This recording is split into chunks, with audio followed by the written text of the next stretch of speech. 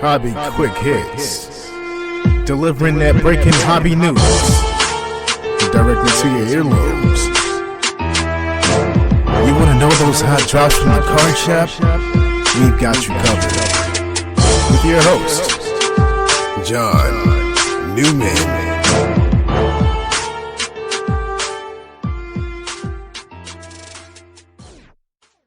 Welcome to episode 98 of Hobby Quick Hits. My name's John Newman. Today's show, episode title, Dichotomy of a Deal. What do I mean by dichotomy of a deal? Well, I just recently bought a large collection. Doesn't happen all the time, every once in a blue moon, I guess. I'm buying cards all year, as most people who are into collecting and selling do, but this was a rather large deal. And I don't always come on any of my podcasts and talk about my purchases with specifics, and I kind of keep that personal. It's not that exciting most of the time anyway, but this was a large deal.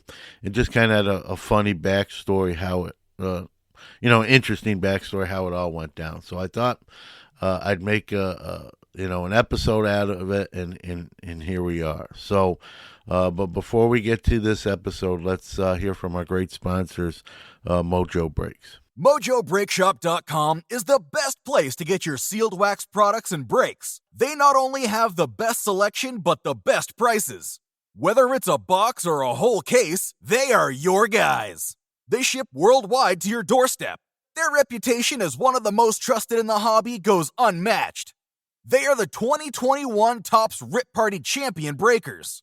From sports cards to Pokemon cards, their selection can't be beat. They offer daily deals and pre-orders. Guys, it's Max from the Sports Card Shop, and I'm back again to introduce our releases for this week and a little special event at the end. On the 9th of February, we have 2021 Panini Rookies and Stars Football. And on the 11th of February, we have 2021 Pro Set Metal Baseball. Quite a short week for releases this week, but hey, we can't always get the crazy stuff every week. For this week's special, you should come and see the Sports Card Shop or call us this Friday for a trade night. Tell us the hobby is the people and get 10% off your entire purchase. Our phone number is 269-469-0140. Have fun! It's time for the Hobby What's Up, where we go around the hobby world and tell you all the latest news and breaking stories from the hobby we love. What's up? What's up? What's up? What's up?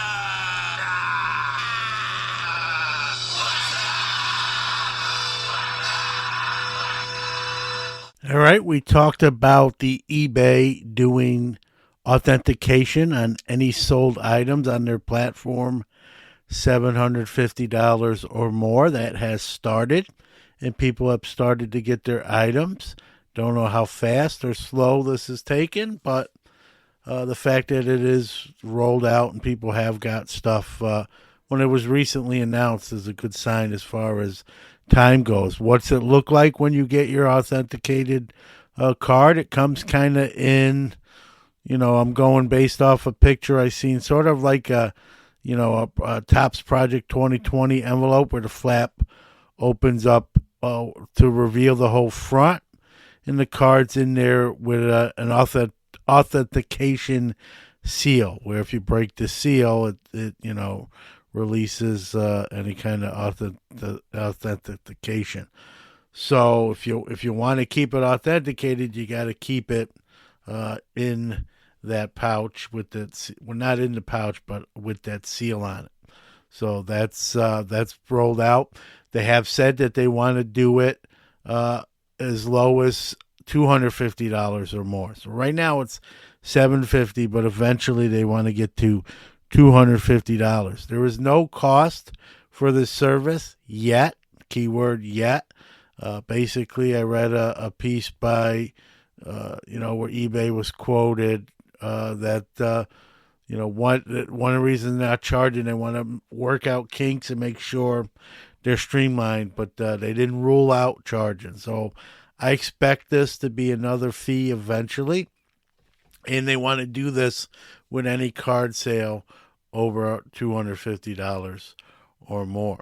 Last month, we talked about a T206 Honus Wagner card that was ripped basically in half going to auction. Well, that auction at SCP has closed, and that half of Wagner went for $475,960. It was the breadwinner of that auction. None of the items went for seven figures in that auction. A Michael Jordan star rookie card autographed by the man himself went for $91,000. An Eddie Matthews 1952 Topps rookie card, graded PSA 8, was the second highest card in the auction at $161,000. So someone won half a Honus Wagner, but that just shows you the amazing scarcity of that card, that even in that condition, it's bringing close to $500,000. Remember Topps Pristine? Well, if you're old like me, you do. Well, it's returning. Coming back in 2022 on June 15th. Each 6-pack box will contain 2 on-card autographs, 1 autograph relic, 10 refractors, and 5 inserts among the content.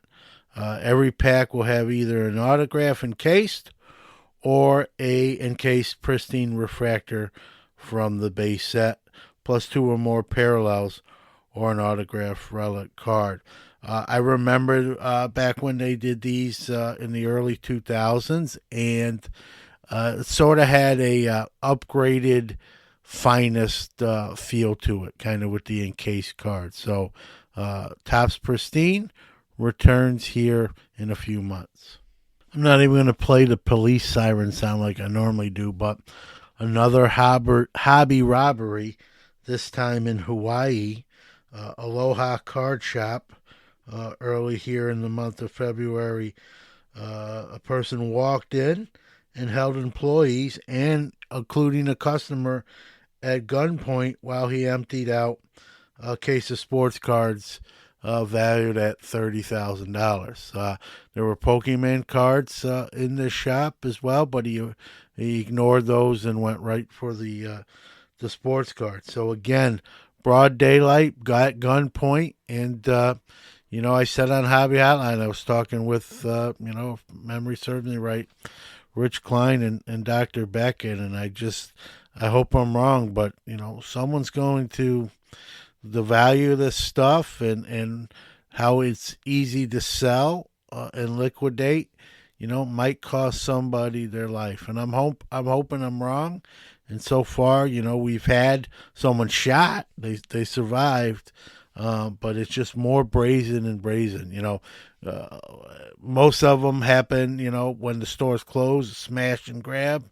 But we're starting to hear these broad daylight walk in at gunpoint, in the bullpen heist. That the gentleman there, the store manager, was zip tied and left there. It's just a crazy, crazy where we're at. With some of these crimes involving, sports cards and memorabilia. But that's where we are. If you're listening to this, I'm not breaking any news to you. Tom Brady retired, and I could tell if I wasn't watching the news or didn't check my phone, I would have known anyway by all the buy it nows on some of my Tom Brady stuff that I got notified had sold without even making offers. So I knew just by that alone, maybe you have found out that way as well. I'm just kidding. We all get the news, but again, sales really picking up on some Tom Brady stuff. So now's the chance to strike while the iron's hot. The next probably bigger jump probably comes in 5 years with his Hall of Fame inductions. Close out the news with some baseball, real baseball. They are meeting every so often, the players' union and the league, but no progress really being made. And sources from inside these negotiations are basically saying they're not really close and to expect a delay in the season starting on time. And, baseball just doesn't learn. They repeat these work stoppage mistakes. And if you don't think they don't care about this, that's not their priority. But if you don't think that's going to affect the hobby portion of the sport, you know better than that. We've seen this before. So, I'm hoping maybe some spring training games get lost, but I'm hoping we get a full season and it starts on time. I'm also a little biased. I'm a Mets fan, and they've made some moves in the off season, including the big one to get Max Scherzer. So I want to see some baseball, and I want to see some Mets baseball. Let's all cross our fingers that we get a full season.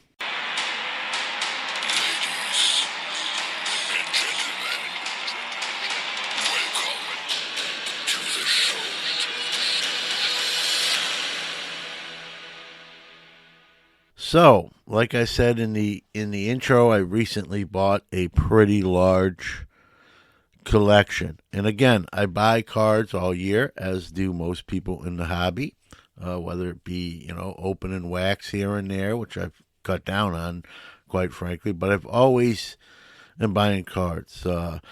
eBay and other platforms, even from people, even locally. But, collections where you buy a quite a bit of quantity of cards doesn't happen that often. Now seems like 1 or 2 calls a day. I'm Google certified, so if anyone in Syracuse puts sports cards into Google, I'm going to be the first either the first or the first ones that come up. So I get about 1 or 2 calls a day that about selling their cards, or they found cards, or it's their old collection. And I think where I'm going with this. 9 times out of 10, what is it? It's that junk wax era stuff. And as much as I love that junk wax era stuff, I have enough inventory of that. I'm not looking to acquire more. The older I get, one thing I've done with buying cards or collections is I've put quality over quantity. A lot of times people buy a collection and they like to focus on the number. 1 million cards, 2 million cards, a flatbed, a pallet. And I get it. It's cool, man. Cards are cool. That's why you're listening to the show. That's why I'm doing this show. If we didn't feel cards were cool, what are we doing here, right? So I get all that. But, like I said, the older I get, I'm really trying to pare down sort of my inventory in a weird sort of way. I'm actually limited in my space here because my cards are just contained in my studio office here and my garage. So I have to be careful, what I acquire. So I've taken the mantra of quality over quantity. And, I've looked at deals where they've had a ton of cards, and I've told the owner of those cards, like, I don't want all of this stuff. I know you're trying to get rid of all this stuff, but I'm looking at this shoebox and this shoebox worth, if we can come up with a price. And I've bought stuff like that where the price kind of encompassed everything that we worked out, but I didn't take everything. And I just said, hey, throw it out, donate it, give it to kids. Or there's times when I have, about 2 years ago, maybe less than that, maybe a year and a half ago, I bought a buyout collection, and there's probably 30% I wanted to put into my inventory intake, and the rest I donated to a local children's hospital. So I just don't have the space and the use for everything. So I've gotten a little picky when looking at collections. And like I said, 9 times out of 10, you get that call. Hey, I found these. I have these. I used to go out, especially if it was locally, and look at every deal like that. And I learned the hard way. You get there, you travel 10 miles, maybe more. You get there, and it's that, junk wax era, for lack of a better term, of stuff that I don't have any interest for. And I drive back home, time, gas. And so, over the last few years, I've learned to, once I get those calls, and I'm talking to that person on the phone, if I can't tell from the conversation itself what they have, sometimes people call you and they don't know what they have themselves. Sometimes it's a mother with, her son's collection when he lived at home. Sometimes it's that son's collection himself calling, but he doesn't remember what years it was per se, or specifics.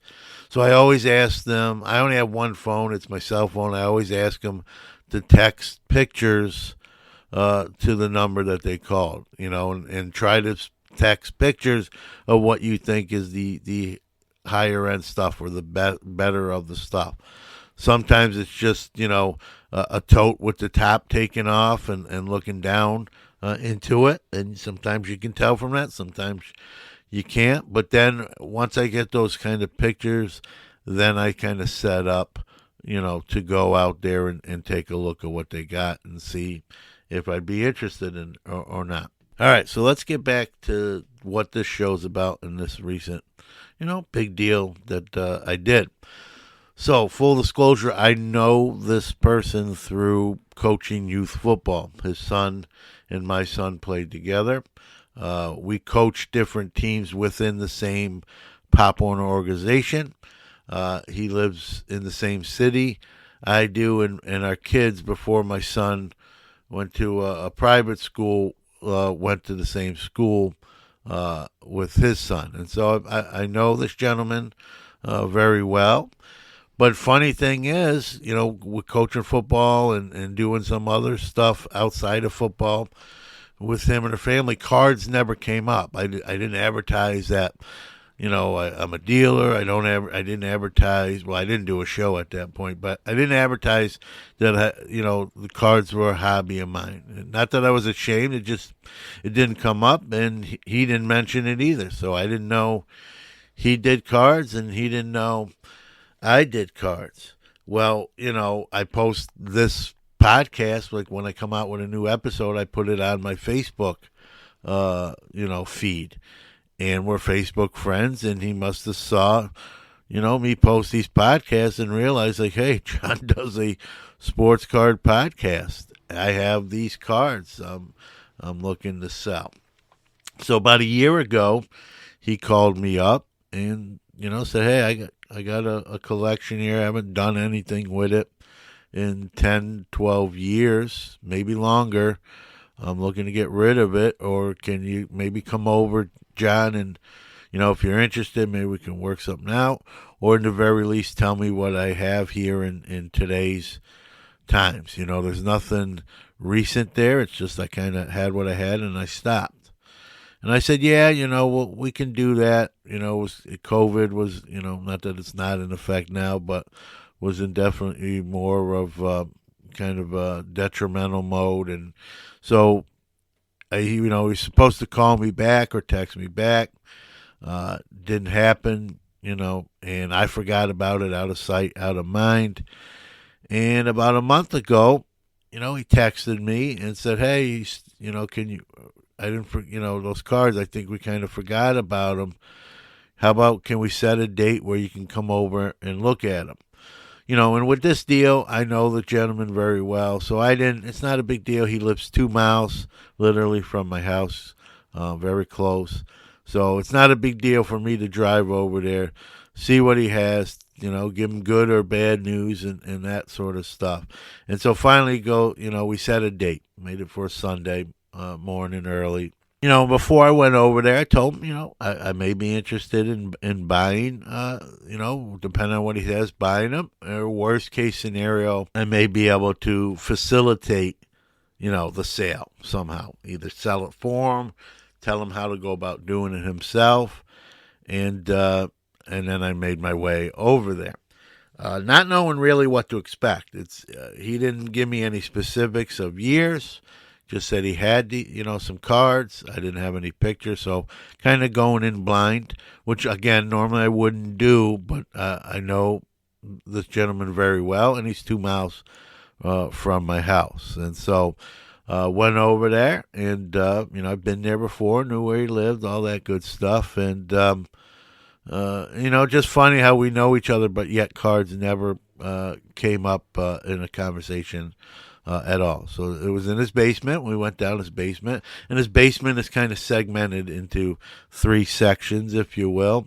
And it's finished. And so we went into the first section, and the first thing I see is about 20 1988 score baseball boxes, and a couple boxes of long factory sets. Long factory sets, 88 score, 90 Fleer, 89 tops, your typical junk wax era sets where, selling that stuff's not really an issue. And that's kind of stuff you would want to sell locally, which I don't sell a lot locally, except when I do card shows. I don't have anyone coming to my house and buying cards. Well, I shouldn't say that, but it's pretty rare. Let's put it that way. Not that it never happens, but it's not commonplace. So I had these long sets from the junk wax era, the 88 score. It looked like basically, it wasn't in the case, but it looks like about a case worth of the 88 score baseball wax boxes.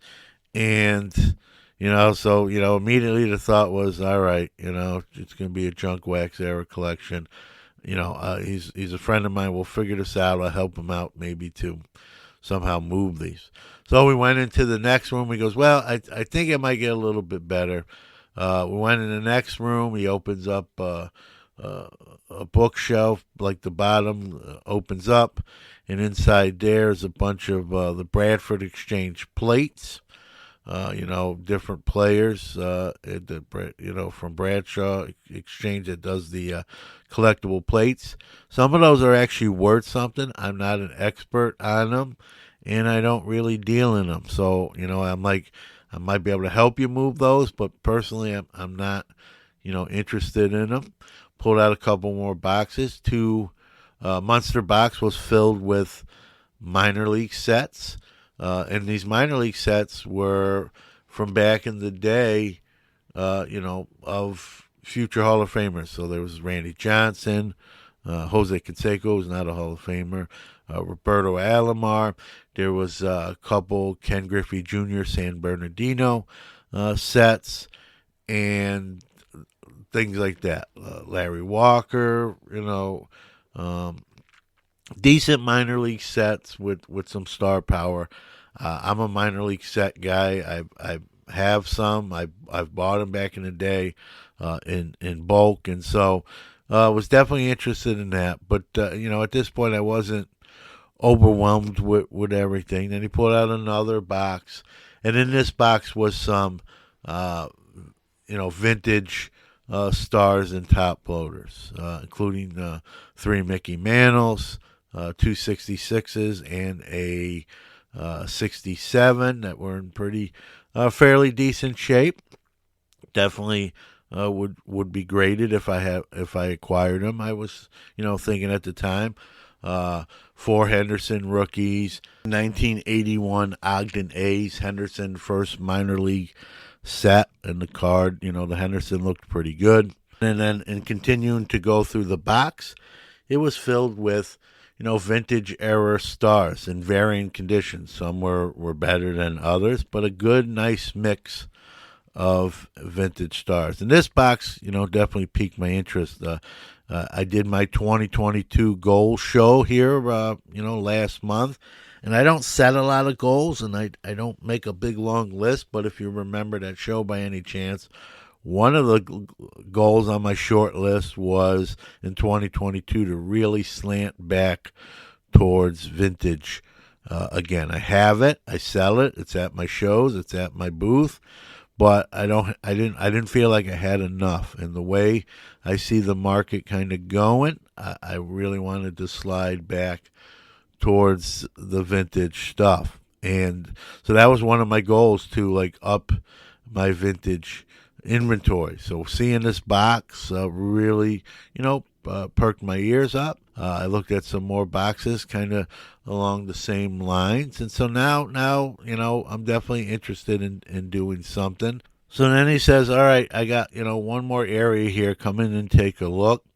And so we went into that area. There was like a tote, and it had a bunch of traded sets, like 81 tops traded, 84 tops traded, 85 tops traded, 85 Fleer update, 88 Fleer update, 89 Fleer update, 87 Donruss the rookie sets. I mean, in quantities, not just one of each. Some of them had one, like there's 181 tops traded set, but the majority of them were multiple sets, 3, 4, 5, maybe even more of each set. There was 88 Donruss the rookies. So I like the smaller sets. They don't take up as much space. They're easier to ship. So I expressed an interest in those. I had expressed an interest in those couple shoe boxes with some of the vintage stars. Also in that vintage box star, there was some basketball, 86 Barkley rookie, 86, 87 Bird, some Jordan star sticker sets with the Jordan that's known to have condition issues, especially with centering, but still an in-demand type of item. And then so we're in this third area. I'm looking at these small sets. Then there's another box with small basketball sets, a small box. And in it had 2 of the 88-89 Fleer, Jordan's third year, complete sets. That's the year with Stockton rookie, Reggie Miller rookie, Rodman rookie, Pippen rookie. There was 2 of those sets. There was also some other extra cards along with those sets. So there was some extra Stockton rookies. There was an extra Pippen rookie, an extra Rodman rookie, and I think like 4 Reggie Miller rookies in addition to the 2 sets. Then it was the 4th year Jordan, the 89-90 Fleer, not as pricey as the year before, but again, 2 more Jordan 4th year Fleer cards, and so definitely interested in those, and then in the basketball singles as well. Then he pulled out another tote, and in that tote was 6 binders, with pages of, and he said, hey, these are vintage commons. And without looking at the binders, I'm like, again, with room, I don't take vintage commons to my show. I have them, but I have them kind of in the trunk here, in my around my studio office here. And so I've sort of hemmed and hawed. I almost didn't take them or put them into the deal. And I pulled out one of the binders, and one of the binders I pulled out was a 1970 Topps binder, and started thumbing through the page. And he says there's no stars in there, they're all commons. And I thumbed through just a couple pages of the 1970 Topps binder, and one thing that struck me was the condition of these cards. They were nice, very, very nice, like high grade, like gradable condition vintage commons. Like anyone putting a high quality set together would be interested in these. And so once I saw that, I'm like, I didn't look through it all right there. I just said, you know what, I'll take them. I'll be interested in them. So we went upstairs, and he goes, well, what do you want to do? Do you want to like sell them for me, take a percentage? Do you want to try to buy them? And I said, I'd like to try to buy them first. It's a lot of work to sell when it's other people's stuff. Not that I'm opposed. I can help you even, and I basically told him I didn't want everything. I didn't want the plate. I didn't want the long sets. I didn't want the '88 score boxes. Oh, in that last room, there was another box with basketball wax, like 90, 91 hoops, 91, 92 Fleer, 89, 90 hoops second series, that sort of thing. So I wanted that, but I didn't want like the '88 score boxes, the long factory sets, and the plates. And so I said, keep that stuff out. I'm interested in everything else. Just not that stuff that I didn't want to take wasn't sellable or have some sort of value, especially the plates. I just don't have the room or the expert, either one or the other, the room or the expertise to really want to put them in my car if we made a deal. And at this point we hadn't made a deal, but I just knew I didn't kind of want to deal with that. And he was all right with that. And he goes, all right, I said, I'd rather buy it outright if I can. And he goes, I asked him, what do you want for it? And he said, man, I don't know where to start. He goes, how about, can you make an offer and we can go from there? And so, just off the top of my head, based on kind of what I saw, I made probably a lower offer for sure, knowing that we can go up from there. It's easier to go up than to come down, which you can't do in deals like this. And so when I said that, he's kind of smirked and shook his head and said, I don't know if I could do it for that, John. And so we went back and forth a little bit, and I raised my offering price twice from my original offer.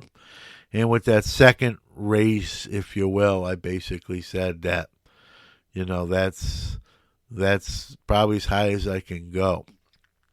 And, the money was going to come out of my trip to Atlantic City account and that, yada, yada, yada. And he thought, you could see the gears turning, and he's like, yeah, I'll do it. That's fine. I'm not doing me any good here. My wife wants to clear out some space, and I'll do it. So again, I live only 2 miles away. I didn't bring any money with me because I wasn't sure. I was close enough where I have to go home. So went home, and before I went home, we loaded my car up. He knows me. We know each other. Let me take the stuff home, get the money, and then come back and pay for the collection. So I come back about 40 minutes later after bringing everything into the house and kind of just plopping it on my kitchen table and around my table. Decent amount of stuff. Filled the back of my car up, my SUV, and the back seat. And I went back and went to pay him, and we talked a little bit more. His son is a professional prize fighter, so we talked about how that was going. I coached a young man, great kid, great family. So we talked about that. And I forgot to mention, and I'm not going to edit it, but, in the process of looking at all the stuff, I asked him, how did you get this stuff? What is this all about? And he says, hey, John, I did shows in the late 90s, early 2000s. I was a dealer. And I had no idea. Sometimes unless you talk to someone about, stuff other than what you know them from, you may not know everything they do. So I had no idea. He was literally, before, I didn't know him at that time. I got to meet him later on through football and school. But he was at the same shows I was set up. I just didn't know him. So I probably saw him. Maybe I even talked to him and just didn't put two and two get together years later. So he was a dealer much like myself back in the day when we did similar events. We just were not friends and didn't know each other. And here we are, full circle. And so it was funny, a little tidbit there in talking to him. But doesn't do cards anymore, doesn't do shows, not interested. And if you saw the collection, you could see, it wasn't anything recent. So he was really out of the card game and just looking to, move on from the cards. And so we agreed on a price and made the deal happen. So I have a lot of work cut out for me. Got to get this things sorted, priced. Some things are going to get graded. There was some decent condition stuff in this collection. May have seen, I posted some pics on the Sports Card Nation social media, so you may have seen some of it. And the pics I posted were just some of it. That wasn't everything. I could post 100 pictures. But the other thing I wanted to mention, too, is that vintage tote with those 5 or 6 boxes, or 5 or 6 binders, I should say. I only thumbed through that 70, realized, these are in nice shape, but I didn't really look at it very well. Sort of kind of an add-on, if you will, at the end. So I got that home in the tote. One of the first things I did, I said, I'm going to take a closer look. So in this tote was, those 5 or 6 binders at 70 tops I told you about. There was, some 60s, kind of a 60s book. There was another book that contained, like, the 1970 tops poster foldouts with stars in them. It was a pleasant surprise. That 71 tops binder had, he said, they're just vintage commons. There's no stars in them. Well, he was wrong. There was quite a bit of stars, decent shape and quantities. Like in the 70 tops, there was 4 Yaz's, 4, Gibsons, 4 a lot of stars besides the commons, and the conditions on most of these cards in the binders I was shocked. I hadn't seen cards in that shape in a long, long time from those years. And another thing in that tote, it was hidden at the bottom, was a 1981 Kellogg's 3D set. Those yellow kind of 3Ds, kind of they warp a little bit, kind of a little bend to them. And traditionally when you see those cards, what do you see them in, right? They're cracked. Maybe there's a piece of the plastic missing off the front of them. Well, this was a complete set of 81 Kellogg's 3D, and it looked like it was made yesterday. Matter of fact, it looked so nice, I thought it was fake. Now, no one's really faking 81 tops Kellogg's 3D full sets, and I was shocked. And so, that tote became sort of a bonus surprise. Some stuff that I really didn't anticipate was in that, and it was nice. And I think it's going to be one of those deals where everyone's going to be happy. I think he was happy, in the end. He got rid of the cards, got a halfway decent price. I had a few nice surprises in going through the collection more thoroughly at home, and so I think all parties involved, it's going to be one of those deals where no one complains. So for me, got to get it sorted, priced. I'm in the process of doing that at the time of this recording. If we have a snow day here, as we're predicted to at the end of the week, I will use that snow day to really make a move and get all that stuff done or as close to it as possible. Got to get an order in to SGC for grading some of this stuff, and and then we'll go about the business of maybe moving some of it to replenish that national fund and then some, hopefully, if you will. But it's one of those rare deals where, not pulling teeth. It went sort of smooth. Everyone was happy. I knew the person. A lot of times you make these deals, you don't have any familiarity with the person you're dealing with. Not that there's anything wrong with that. But this was a different sort of deal, and I just thought it's worthy to kind of talk about it and do a podcast episode. So there you have it, and hopefully I made it interesting enough, and you enjoyed the episode in some capacity. All right, thank you for listening to another episode of Hobby Quick Hits. Want to give out our social media, starting with our website, which is www.sportscardnationpodcast.com. Facebook, you can follow us at www.facebook.com/sportscardnationpodcast/. Twitter, we are at sportscardnati1, so it's sportscard NATI1. Instagram at Sports Card Nation Podcast, or you can email the show hobbyquickhits@gmail.com. Again, thanks for listening. We'll see you next week. All right, just some parting thoughts about the episode, if you will.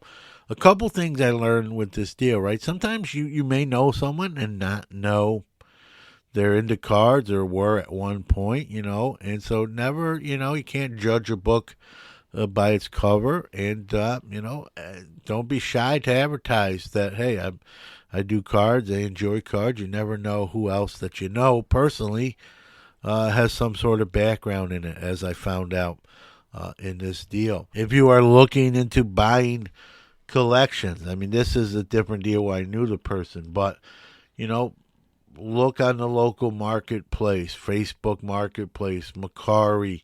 There are deals out there. They're not always great, and it's a lot of stuff maybe you won't be interested in, but there are some deals to be had with a little legwork. This was one of those rare deals where I didn't have to do a lot of legwork and compared to other ones that I've had to do. So they come in different shapes and sizes, and no two deals are exactly alike, but if that's something you want to pursue and buying collections, get your name out there that you're into cards. Once I went Google certified, like I said, I get a phone call or two a day about selling me cards. And again, a lot of it's stuff I'm not necessarily interested in, but you weed through it, and every once in a while you find a diamond in the rough, as they say. So keep an open mind, and let it be known that you're into cards, whether you collect them or sell them or both, like in my case.